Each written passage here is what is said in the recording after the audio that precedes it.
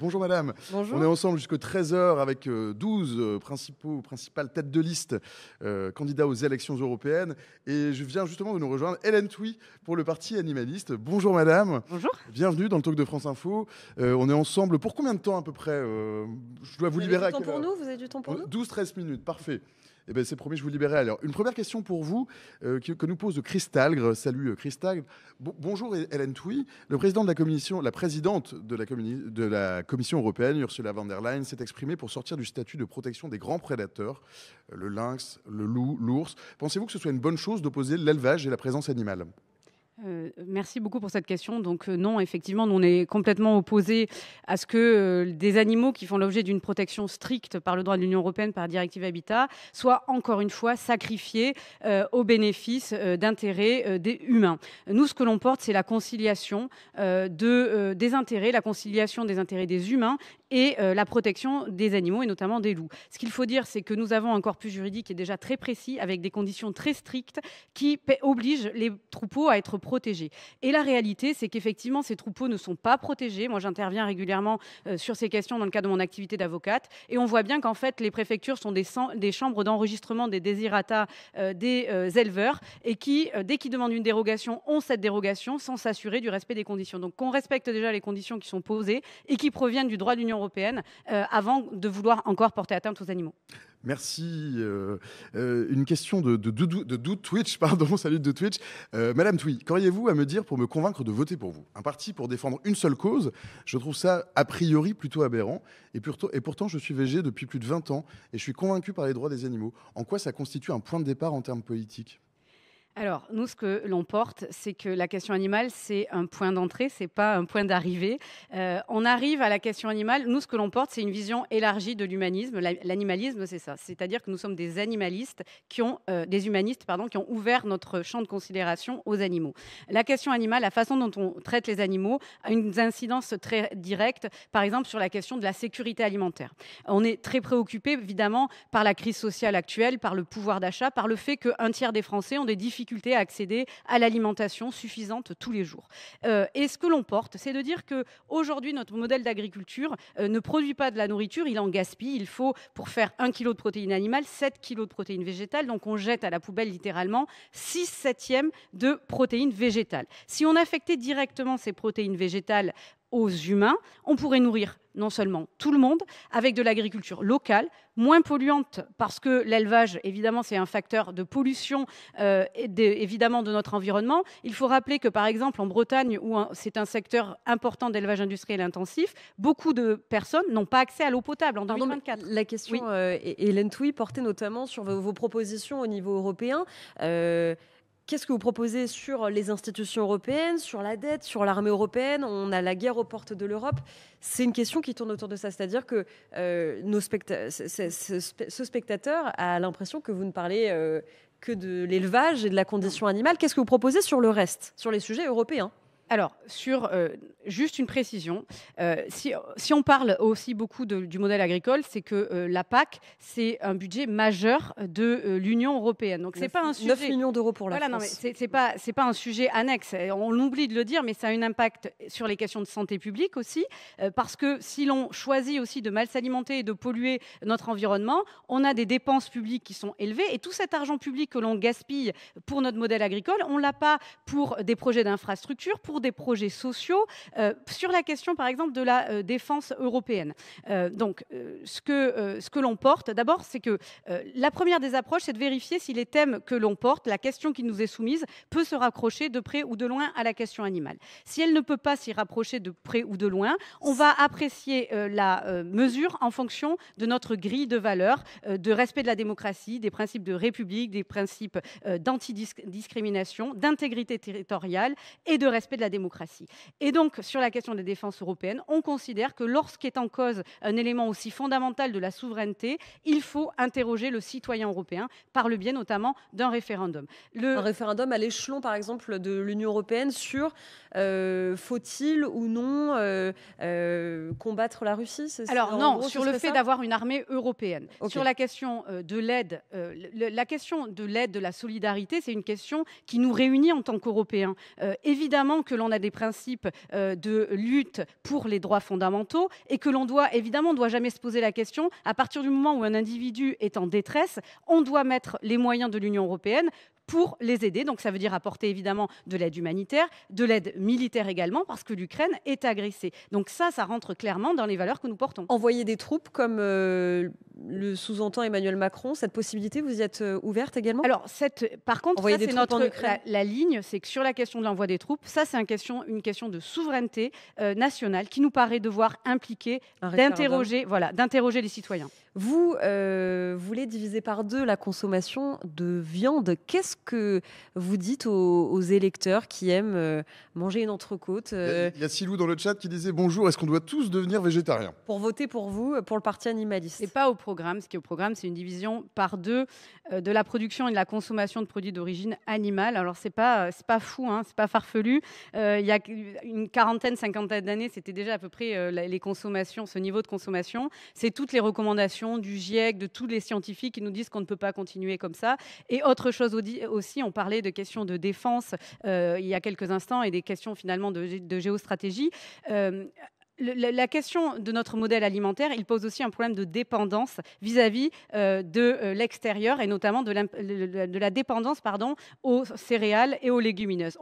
L'Union européenne importe 70% des céréales et des légumineuses pour nourrir les animaux d'élevage, ce qui induit forcément dans les questions géostratégiques des choix, des positionnements, des arbitrages. Si on enlève cette dépendance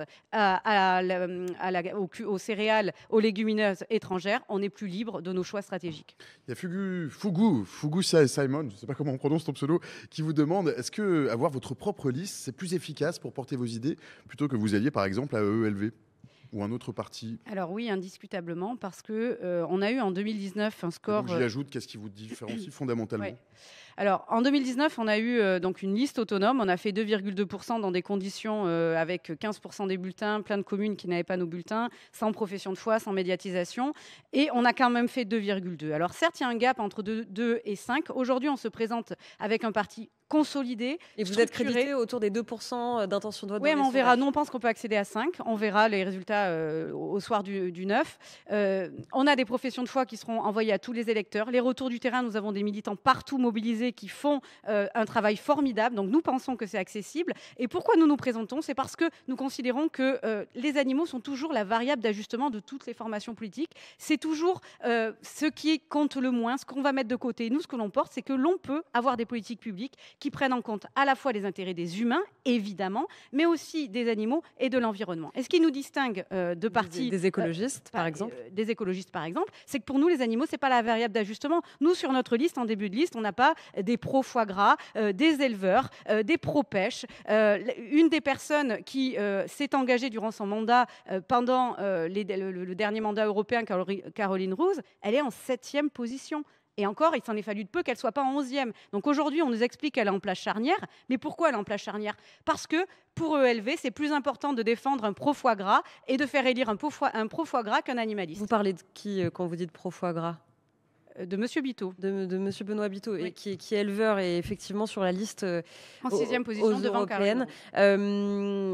Vous iriez siéger avec qui au Parlement européen si vous aviez ces 5% à la fin? Alors, le but, c'est d'avoir un groupe animaliste parce qu'il y a plusieurs partis animalistes qui se présentent à ces élections européennes. Mais vous seriez minoritaire, ce serait très compliqué pour vous de voter, de faire avancer les choses au niveau européen? Alors, vous savez, c'est un combat de longue haleine et le côté transpartisan de la cause animale fait que l'on peut, sur des sujets, arriver à convaincre au-delà, effectivement, des animalistes, du parti animaliste. Donc, nous souhaitons que nos alliés européens aient un maximum d'élus, comme nous au parti animaliste. Et après, s'il nous manque des personnes pour créer un groupe, on ira le chercher en fonction, évidemment, de notre grille de valeurs. On voit que les agriculteurs continuent de se mobiliser encore aujourd'hui. Vous voulez baisser l'élevage, vous voulez baisser la consommation, la production de viande.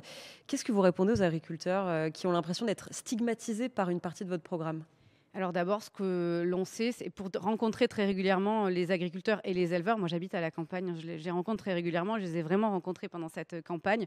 C'est que les éleveurs, souvent, ils sont à bout. Ils sont épuisés, ils sont étranglés par la dette. Ils travaillent un nombre d'heures considérable, 70, 80 heures par semaine, pour des salaires de misère. Et ça, c'est une honte. Et ce qu'on propose, que les autres partis proposent, traditionnels, c'est de continuer à les enchaîner encore plus par la dette, les faire plus travailler pour toujours une misère. Nous, on dit ça ne marche pas, ça n'a jamais fonctionné. Donc on va arrêter de se mentir et on va arrêter de vous mentir et on va sortir, on va vous aider. On va racheter votre dette parce que c'est ça le problème principal des éleveurs. Ils ont le choix aujourd'hui entre continuer ce système qui est à la limite de l'esclavage, il faut le dire, ou se suicider. Ils ont le taux de suicide le plus élevé. Et quand on discute, on leur dit, nous, on propose de racheter la dette et de vous reconvertir sur des filières végétales. Si Ça on veut a dire fait- plus de bétail? on divise par 2. Donc, il y a une partie qui va aller vers la transition végétale. Et les éleveurs qui sont dans ces modèles d'élevage industriel intensif, ils sont pris à la gorge. Et je peux vous assurer, pour les rencontrer, qu'ils me disent, mais il n'y a pas de problème. Si on me libère de la dette qui m'enchaîne, oui, je signe et je me reconvertis. Vous avez Manu Duberry qui vous demande si vous avez par la suite un projet pour vous présenter à l'élection présidentielle. Alors, Vous l'avez on avait tenté tenté, en 2022, vous n'aviez pas obtenu Absolument. les parrainages. Voilà. Alors, le problème de la présidentielle, c'est les difficultés d'obtenir des parrainages. Nous avions tenté effectivement en 2022.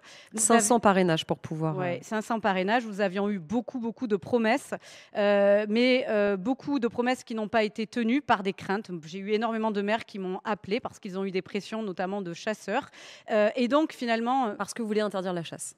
parce que l'on veut interdire la chasse, parce que l'on porte aussi une vision de protection des animaux. Et donc, effectivement, il y a eu beaucoup de pression qui nous empêchait d'avoir les parrainages. Donc, la question, là, aujourd'hui, on est pour les européennes et on pense qu'au niveau européen, on peut faire de belles choses pour les animaux, pour les humains et pour l'environnement. Et donc, c'est l'élection pour laquelle on se bat. Hélène Touy, une question de Zépopouette. Salut Zépopouette, merci de nous rejoindre, merci pour ta question.